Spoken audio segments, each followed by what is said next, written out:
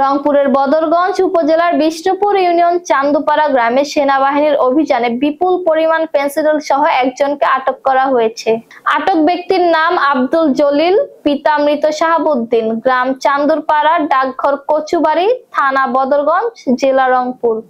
গোপন তথ্যের ভিত্তিতে জানা যায়, আব্দুল জলিল তার নিজ বাড়িতে বিপুল পরিমাণ মাদকদ্রব্য বিক্রয়ের জন্য সংরক্ষণ করছিলেন।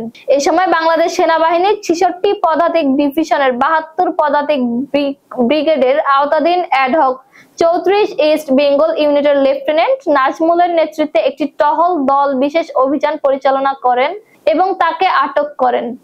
অভিযানে তার কাছ থেকে 17 বোতল ফেনসিডিল উদ্ধার করা হয়।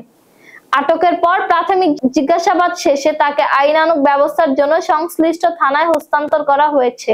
এ ধরনের অভিযানে সেনাবাহিনীর সক্রিয় ভূমিকা মাদক বিরোধী প্রচেষ্টাকে আরো জোরদার করবে বলে মনে করছেন এলাকাবাসী।